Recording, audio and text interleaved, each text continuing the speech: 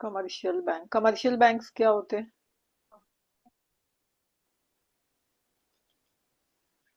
Ma'am वो RBI जैसे bank हो। कमर्शियल एक तो होता है सेंट्रल बैंक, है ना? एक होता है सेंट्रल बैंक, एक होता है कमर्शियल बैंक। ये वो होते हैं जो लोन्स वगैरह ऑफर करते हैं। हाँ, अ, यस, वेरी लोगों गुड। से पैसे लेते हैं जैसे एचडीएफसी हो गए। हाँ, यस, वेरी गुड। तो ये हमने डिस्कस किया था पहले भी कि जो कमर्शियल बैंक्स होते हैं, कमर्शियल बैंक्स क्या होते हैं हमारे, जो मेन दो फंक्शन करते हैं हमारे। एक सेकेंड, वीडियो ऑफ हो गया।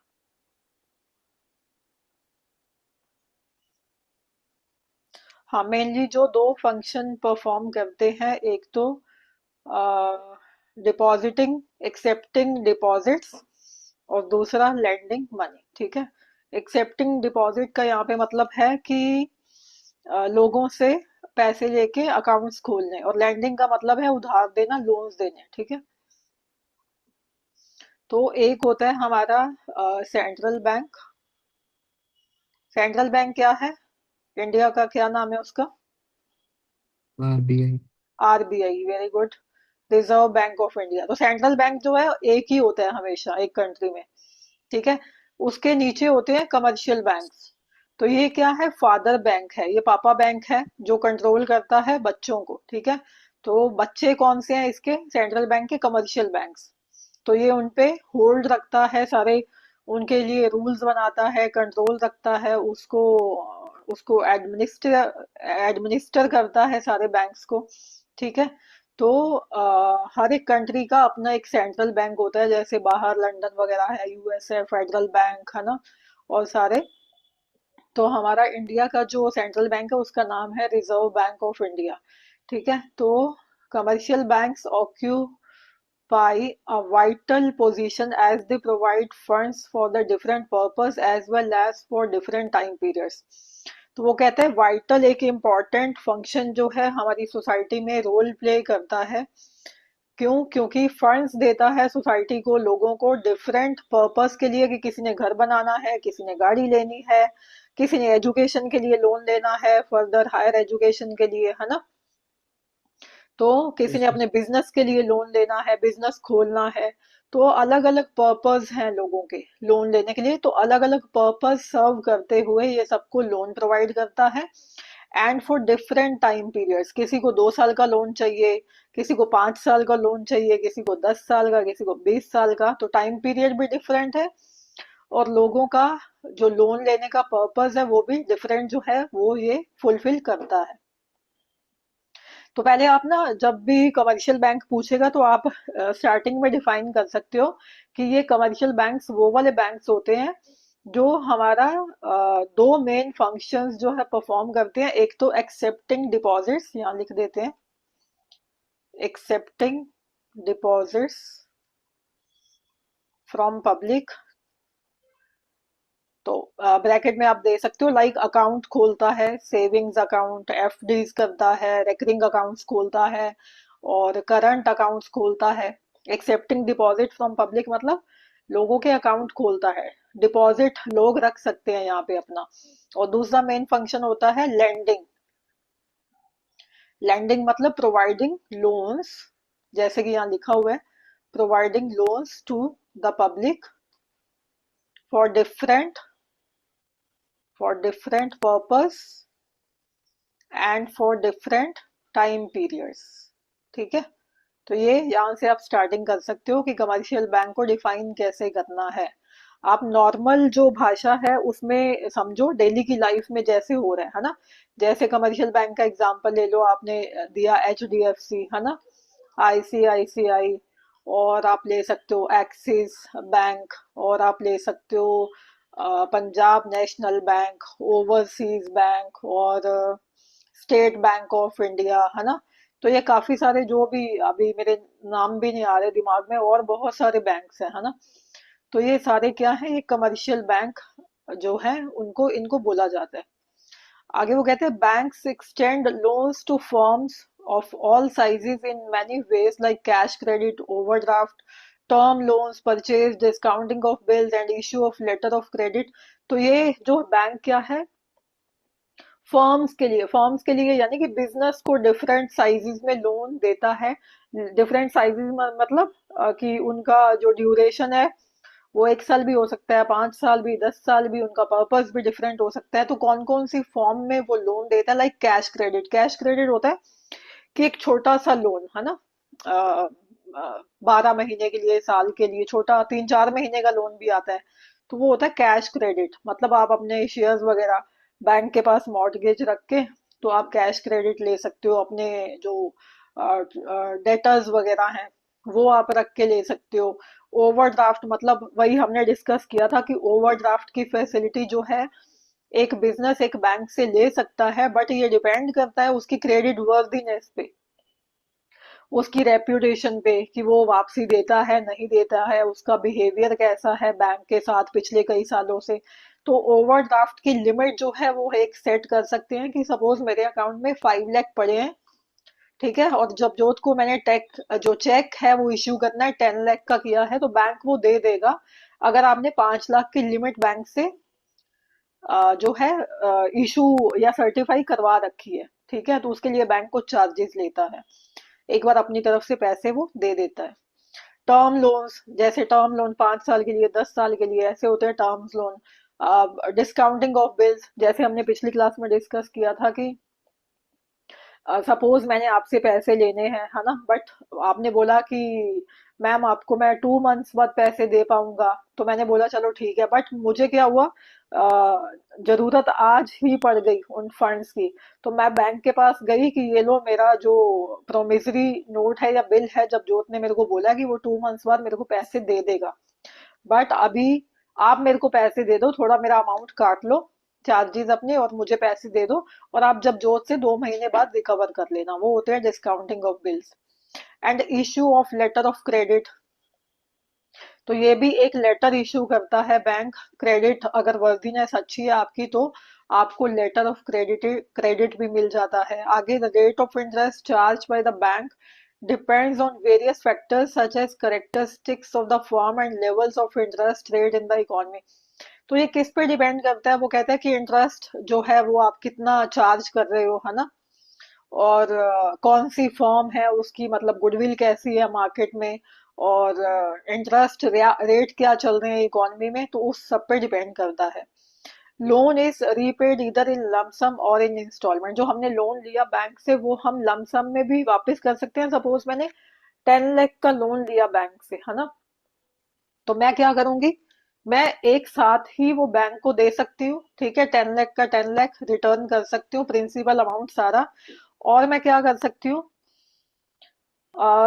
इंस्टॉलमेंट्स में पैसा दे सकती हूँ। कभी 1 लाख वो जो लिमिट बांध ली है ना, 1 लाख दे दिया, फिर 1 लाख दे दिया, ऐसे करके इंस्टॉलमेंट में भी दे सकती हूँ।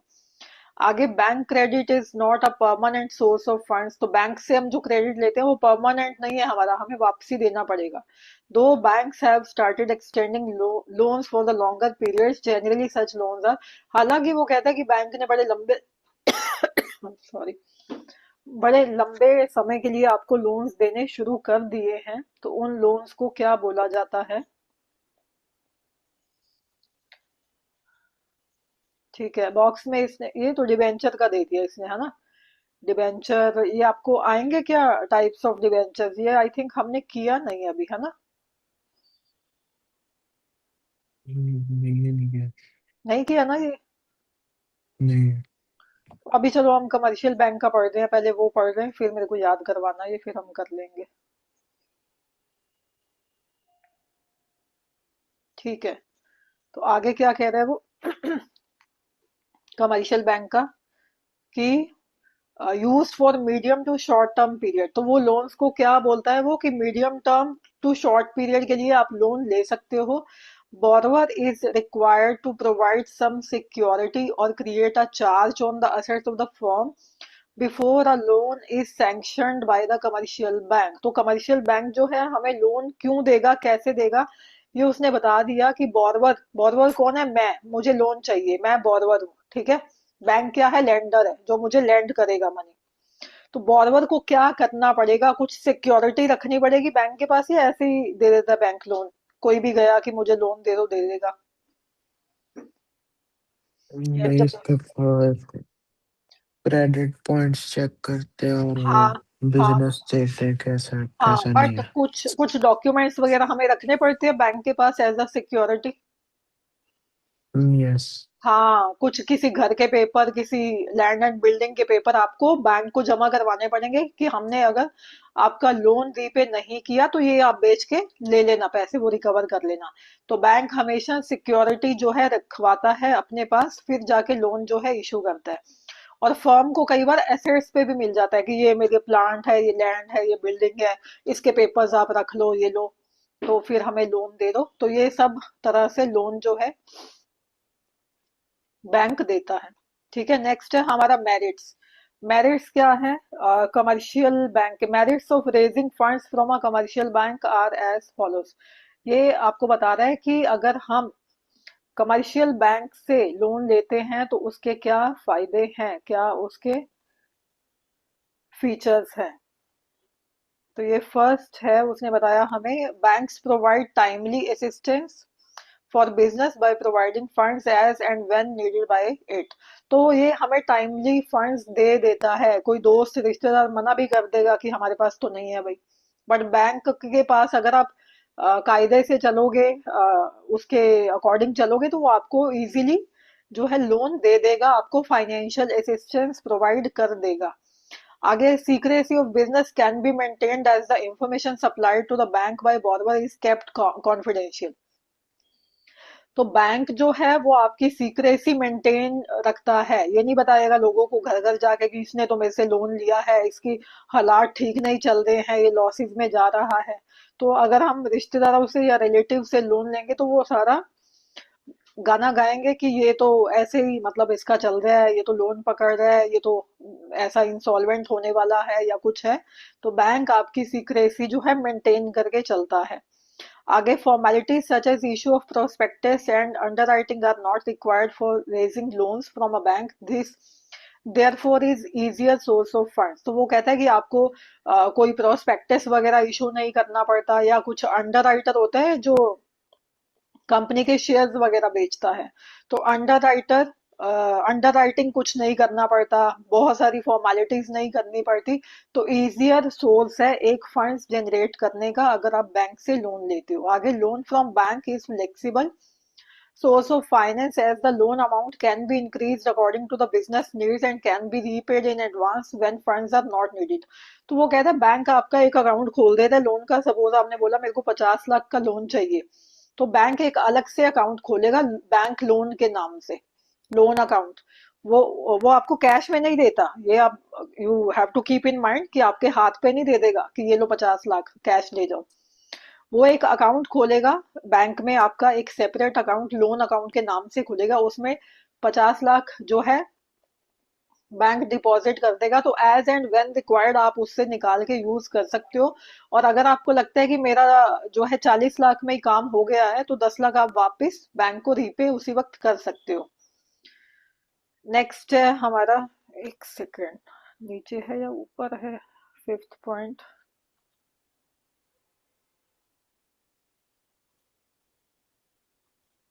अच्छा ऊपर होगा, एक सेकेंड।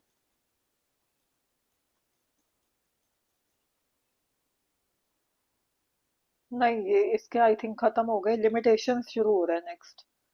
तो ये थे फीचर्स, इसके नेक्स्ट है लिमिटेशंस।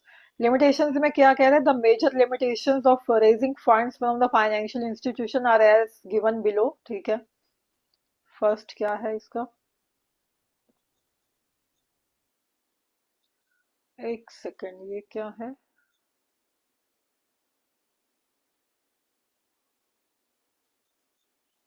ये सारा ना इन्होंने ऊपर नीचे इधर उधर दे रखा है।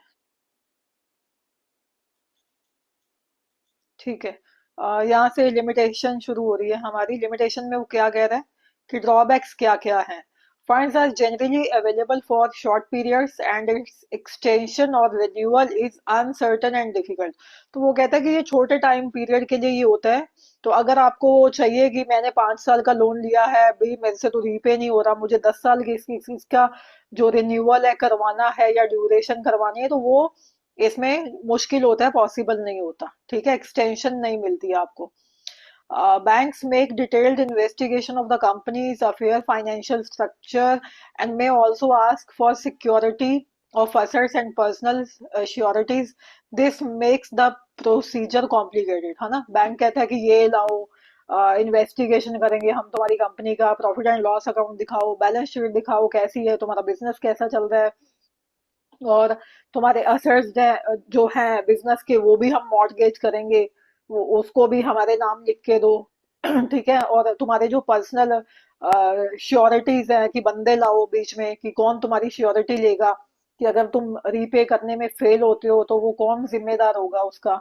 तो ये सब दिक्कतें जो वो कहता है आती हैं अगर हम बैंक से लोन लेने जाते हैं तो। एक सेकंड आगे है। हाँ, ठीक है। ये थर्ड पॉइंट भी इसका पढ़ लेते हैं एक बार। फॉर ऑप्टे ये तो हमने कर लिया है ना, ऑप्टेनिंग फंड स्लाइटली डिफिकल्ट हो जाता है। नेक्स्ट है हमारा थर्ड पॉइंट, ड्रॉबैक का। In some cases difficult terms and conditions are imposed by the banks for the grant of loan. वो कहता है कुछ डिफिकल्ट कंडीशंस भी कई बार लगा देते हैं कि उसके साइन करवा के लाओ, ये करो वो करो, फॉर्मेलिटीज लगा देते हैं काफी सारी। For example, restrictions may be imposed on the sale of mortgaged goods, thus making normal business working difficult. वो कहता है कि कई बार रिस्ट्रिक्शन लगा देते हैं कुछ किसी चीज पे। तुमने मॉर्टगेज की हुई ना कोई स्टॉक वगैरह अपनी कंपनी का, या कोई प्लांट एंड मशीनरी वगैरह तुमने सिक्योरिटी ऐसा रखा हुआ बैंक के पास, मॉर्टगेज किया, तो बैंक उसको सेल नहीं करने देगा, तुम्हारा बिजनेस उससे सफर कर सकता है। तो ये सब रिस्ट्रिक्शंस कई बार लगा देता है बैंक, तो वो मुश्किल हो जाता है। नेक्स्ट है बैंक, तो हमने पढ़ लिया है ना। फाइनेंशियल इंस्टीट्यूशन भी आगे सेम काम करते हैं एज कमर्शियल बैंक्स, ये भी हमें लोन्स वगैरह देते हैं। तो फाइनेंशियल इंस्टीट्यूशन में क्या कह रहा है, the government has established a number of financial institution all over the country to provide finance to business organizations. These institutions are established by the central as well as state government. तो वो कहते हैं bank के अलावा भी government ने कई ऐसे इंस्टीट्यूशन जो है एस्टेब्लिश कर रखे हैं जो कि सेंट्रल गवर्नमेंट के अंडर आते हैं या स्टेट गवर्नमेंट के अंडर आते हैं, जिनसे हम लोन जो है बिजनेस वाले ले सकते हैं। They provide both owned capital and loan capital for long and medium term requirements and supplement the traditional financial agencies like commercial bank. तो वो भी कहता है कि ये बोथ हमें लोन्स वगैरह है जो ये प्रोवाइड करते हैं, मीडियम रिक्वायरमेंट है तो भी, ठीक है, और लॉन्ग टर्म रिक्वायरमेंट है तो भी, like commercial bank. As these institutions aim at promoting the industrial development of a country, इनका भी काम क्या होता है कि इंडस्ट्री की डेवलपमेंट करनी है, ज्यादा से ज्यादा लोगों को लोन दो, बिजनेस को लोन दो, ताकि बिजनेस जो है चल पाए। These are also called development banks. In addition to providing financial assistance, these institutions also conduct market surveys and provide technical assistance and managerial services to people. तो वो कहता है और भी बहुत सारे काम करते हैं ये जो फाइनेंशियल इंस्टीट्यूशन होते हैं, ये फाइनेंशियल असिस्टेंस भी देते हैं आपको, आपके बिजनेस के रिगार्डिंग मार्केट सर्वे भी जो अगर आप करवाना चाहते हो वो भी करके देते हैं, और आपको टेक्निकल असिस्टेंस भी देते हैं कि टेक्निक्स जो है, नई नई कंप्यूटर्स, नई नई प्लांट एंड मशीनरी, उसके रिगार्डिंग भी आपको असिस्टेंस देते हैं, और मैनेजरियल सर्विसेज से रिलेटेड भी असिस्टेंस आपको देते हैं कि कौन सा मैनेजर आपके लिए अच्छा होगा और क्या क्या उसमें वो क्वालिटीज होनी चाहिए। तो मार्केटिंग की फैसिलिटीज भी देते हैं और मैनेजमेंट के रिगार्डिंग भी फैसिलिटीज देते हैं आपको। आगे एक सेकेंड। हाँ ठीक है, यहाँ से कर रहे थे ना। आगे क्या कह रहा है वो, technical assistance, managerial services to people who run the enterprise, जो बिजनेस चला रहे हैं। These sources of financing is considered suitable when large funds for longer duration are required for expansion. तो ये हमें तब हमारी फाइनेंसिंग की जो रिक्वायरमेंट है उसको फुलफिल करते हैं, जब हमें लंबे समय के लिए, लंबी ड्यूरेशन के लिए भी हमें कई बार लोन्स चाहिए होते हैं, so that we can expand our business. हमें बिजनेस एक्सपेंड करना है और बढ़ाना है, रीऑर्गेनाइजेशन करना है बिजनेस का, या मॉडर्नाइजेशन करना है हमारे बिजनेस का। ठीक है, तो एक्सपेंशन करना है, चाहे हमें अपने बिजनेस का रीऑर्गेनाइजेशन करना है, चाहे मॉडर्नाइजेशन करना है, तो उसके लिए ये हमें फंड्स प्रोवाइड करते हैं। एक्सपेंशन करना मतलब और प्रोडक्ट लॉन्च करने, जैसे मैं शैम्पू बना रही हूँ। ठीक है, ये जब जो समझ आ रहा है यहाँ तक? Yes ma'am. सपोज मैं शैम्पू बना रही हूँ खाली, ठीक है, और मैंने अब क्या सोचा कि मैं बॉडी वॉश भी बनाऊंगी, अब मैं सोप भी बनाऊंगी, अब मैं फेस वॉश भी बनाऊंगी, अब मैं मॉइस्चराइजर भी बनाऊंगी। तो वो होता है एक्सपेंशन। तो ऐसे ही रीऑर्गेनाइजेशन होता है कि आपने अपने बिजनेस का स्ट्रक्चर चेंज करना है। मॉडर्नाइजेशन क्या हो गया कि पहले तो लोग हाथ से बना रहे थे घोल घोल के, अब मैंने मशीन्स लगानी है, नई नई टेक्निक्स लेके आनी है, तो ये सब के लिए आपको लोन्स प्रोवाइड करते हैं। मेरिट क्या है इनकी? Merits of raising funds through financial institutions are as follows. तो ये मेरिट्स भी देख लो इसकी, फाइनेंशियल इंस्टीट्यूशन से लोन लेने की क्या फीचर्स हैं। एक सेकेंड ऊपर चला गया। हाँ, तो फर्स्ट है हमारा फाइनेंशियल इंस्टीट्यूशन प्रोवाइड। ये बॉक्स वाला एक बार आप पढ़ लेना, ना समझ आए तो फिर डिस्कस करेंगे। एक बार मेन मेन कर लेते हैं। Financial institutions provide long term finance. ठीक है, लॉन्ग टर्म आपको फाइनेंसिस की रिक्वायरमेंट फुलफिल करते हैं, which are not provided by commercial bank. तो कमर्शियल बैंक आपको 5-10 साल तक ही देता है जैसे लोन, और ये जो फाइनेंशियल इंस्टीट्यूशन है लंबे समय के लिए भी आपको लोन प्रोवाइड कर सकते हैं। Besides providing funds, many of these institutions provide financial, managerial, technical advice, consultancy of business firms। तो उसके अलावा, जैसे कमर्शियल बैंक तो हमें लोन ही देते हैं ना, उसके अलावा ये क्या करते हैं, ये हमें फाइनेंशियल जो असिस्टेंस भी देते हैं, मैनेजरियल असिस्टेंस भी देते हैं, टेक्निकल असिस्टेंस भी देते हैं, और कंसल्टेंसी सर्विसेज भी देते हैं। ठीक है, obtaining loan from financial institution increases the goodwill of the borrowing of the company in the capital market. Consequently, such a company can raise funds easily from other sources as well. वो कहता है financial institution से अगर हम loan लेते हैं तो आपकी जो गुडविल है उसको ये इंक्रीज करता है, एनहेंस करता है। ठीक है, तो ऐसे हम फंड्स इजीली जो है रेज कर सकते हैं इन सोर्सेज से भी, अगर हमें ज्यादा जो है बिजनेस के लिए रिक्वायरमेंट आती है फंड्स लेने की, तो ये हमारी गुडविल जो है गिरने नहीं देते। आगे है हमारा repayment of loan can be made. Repayment of loan can be made in easy installments. It does not prove to be much of burden on the business। तो वो कहते हैं इजी इंस्टॉलमेंट से हम इनको पैसा लौटा सकते हैं, ये हमारे बिजनेस पे बहुत बर्डन क्रिएट नहीं करता। The funds are made available even during periods of depression when other sources of finance are not available। वो कहता है डिप्रेशन चल रहा है, अगर डिप्रेशन का क्या मतलब है यहाँ पे, मार्केट में डिप्रेशन का क्या मतलब है? यस जबजोत? लॉस होना। हाँ, लॉस होना वो भी चलो ठीक है। जैसे हमें डिप्रेशन हो जाता है ना, हम ह्यूमन बीइंग्स हैं, हमें डिप्रेशन हो जाता है कि हमें परेशानी हो गई मेंटली, है ना, अपसेट हो गए हम। तो मार्केट में डिप्रेशन चलना मतलब मंदी होना। मंदी समझते हो? No ma'am. मंदी मतलब काम नहीं जब होता, मार्केट में बिजनेस नहीं चल रहा होता खास लोगों का। ठीक है, जब लोग खरीदारी नहीं कर रहे, परचेजिंग नहीं कर रहे इतनी, तो वो कौन सा फेज होता है? डिप्रेशन का। ठीक है, एक होता है इन्फ्लेशन। ठीक है, एक होता है यस। डिप्रेशन का। ठीक है, पीरियड डिप्रेशन मतलब जहाँ काम नहीं चल रहा लोगों का, तो तब भी जो है फंड्स ये लोग दे देते हैं हमें, कमर्शियल बैंक नहीं देता तब, पर ये लोग दे देते हैं।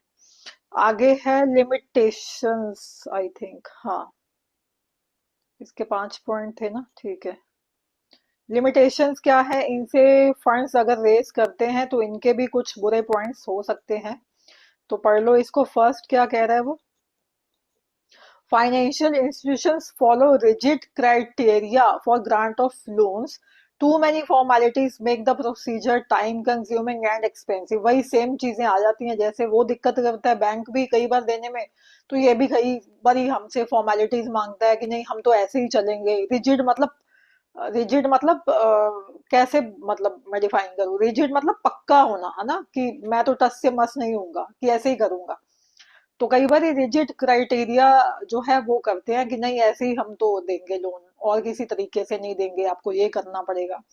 तो कई बार ये टाइम कंज्यूमिंग हो जाता है और एक्सपेंसिव भी हो जाता है, ठीक है। आगे certain restriction such as restriction on dividend payment are imposed on the parts of the borrowing company by a financial institution. तो कई बार वो रिस्ट्रिक्शन लगा देते हैं कि नहीं नहीं भाई, आप डिविडेंड नहीं दे सकते इतना, उस पर रिस्ट्रिक्शन लगा देते हैं कि आपका जो प्रॉफिट आया हमें पैसा वापसी करो पहले, डिविडेंड वगैरह बाद में देना। तो ये सब वो चीजें क्रिएट कर सकते हैं। आगे financial institutions may have their nominees on the board of directors of the borrowing company thereby restricting the powers of the company. तो कई बार क्या करते हैं कि अपना ये डायरेक्टर भी बीच में घुसा देते हैं फाइनेंशियल, कि मैंने तो इतना पैसा लगाया भाई, आपकी कंपनी में मैंने 50 लाख लगाए हैं, मुझे बनाओ डायरेक्टर, ठीक है, सो दैट मैं मैनेज कर सकूं कंपनी को। ठीक है, तो ये कई बार वो नॉमिनीज बना देते हैं, ठीक है, on the board of directors, कि जो कंपनी ने बोरो किया है तो उसकी मैनेजमेंट में घुस के बैठ जाते हैं ये, तो जो कि बिजनेस को इफेक्ट करता है। तो ये सब दिक्कतें आ सकती हैं अगर हम फाइनेंशियल इंस्टीट्यूशन से लोन लेते हैं। आगे है इंटरनेशनल फाइनेंसिंग, नाम से क्या समझ आ रहा है? बाहर वाली कंट्रीज में हाँ, फाइनेंस करना। दूसरे कंट्री से, आईएमएफ वगैरह से, या अदर जो इंटरनेशनल कंपनीज वगैरह हैं, या इंटरनेशनल जो पीपल हैं उनसे लोन लेना, ठीक है। तो एक बार पढ़ लेते हैं। In addition to the sources discussed above, there are various avenues for the organizations to raise funds internationally also, with the opening up of economy and operations of the business organizations becoming global. Global होना मतलब हम open है, हमारा trade, हम कहीं भी export कर सकते हैं, कहीं से भी इंपोर्ट कर सकते हैं, तो हम ग्लोबल हो गए हैं, ठीक है। बाउंड्री नहीं रही कोई हमारे बिजनेस की, बाहर भी कर सकते हैं, यहाँ भी कर सकते हैं, लोग भी आके यहाँ कर सकते हैं बाहर वाले। So Indian companies have an access to funds in the global capital also.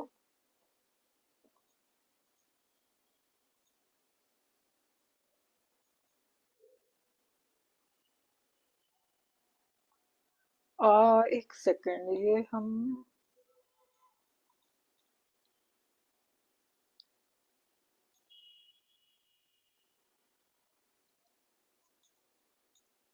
In global capital of a company are delivered to depository bank।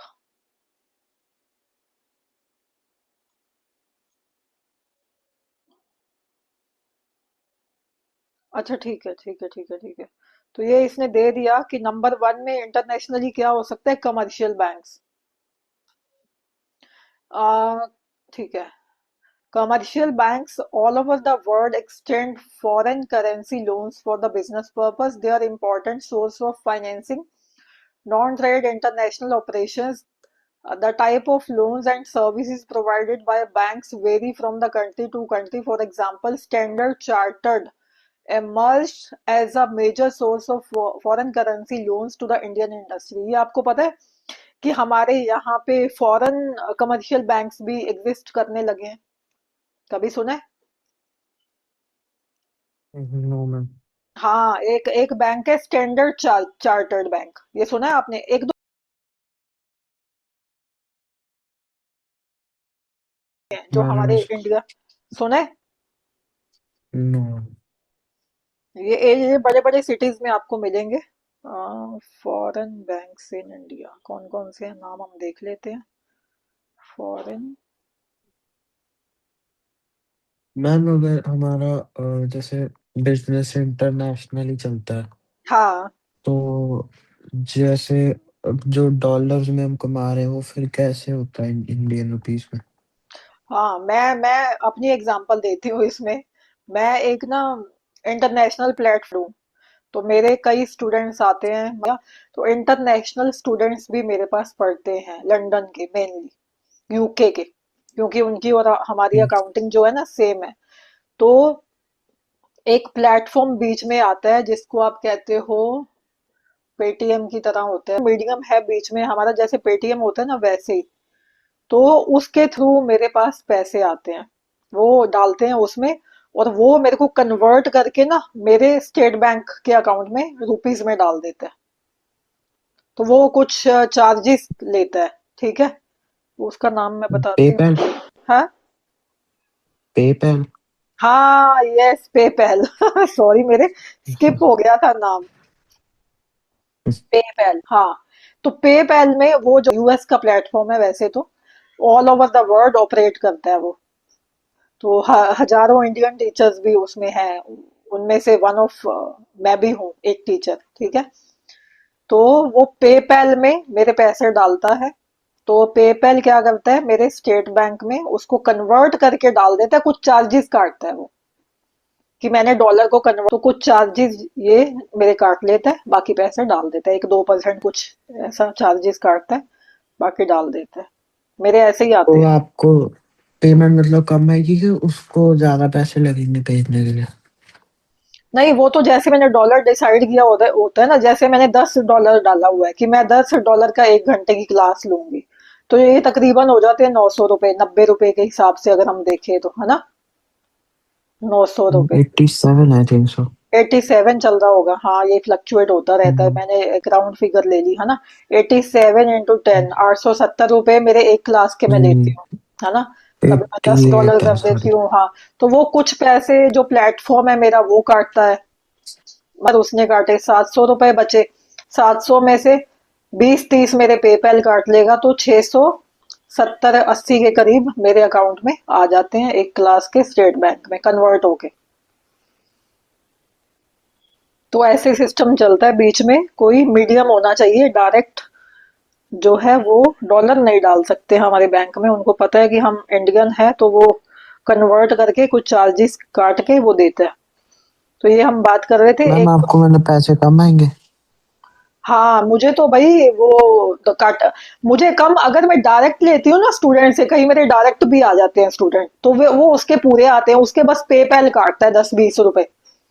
But अगर मैं किसी प्लेटफॉर्म में पढ़ा रही हूँ तो वो अपने चार्जेस भी लेगा। देख रहे थे फॉरेन बैंक्स, एक है HSBC बैंक, एक अभी हमने पढ़ा स्टैंडर्ड चार्टर्ड बैंक, एक है हमारा सिटी बैंक, ठीक है। ये ऑपरेट कर रहे हैं इंडिया में, कितने हैं, विच नंबर, अराउंड 44, ठीक है। 44 जो ब्रांचेस हैं इनकी इंडिया में अभी हैं, जो फॉरेन बैंक्स हैं इनकी। Bank of American financial centre, standard chartered bank. तो ये दिल्ली, मुंबई में ऐसी जगह पे ये ब्रांचेस आपको मिलेंगी इंटरनेशनल बैंक्स की। तो इनसे भी हम लोन ले सकते हैं, वो भी हमारे लिए क्या है, कमर्शियल बैंक्स है। बट इनका क्या होता है, रेट बहुत हाई होते हैं इनके, इंटरेस्ट रेट बहुत हाई रहते हैं इनके इंडियन बैंक से।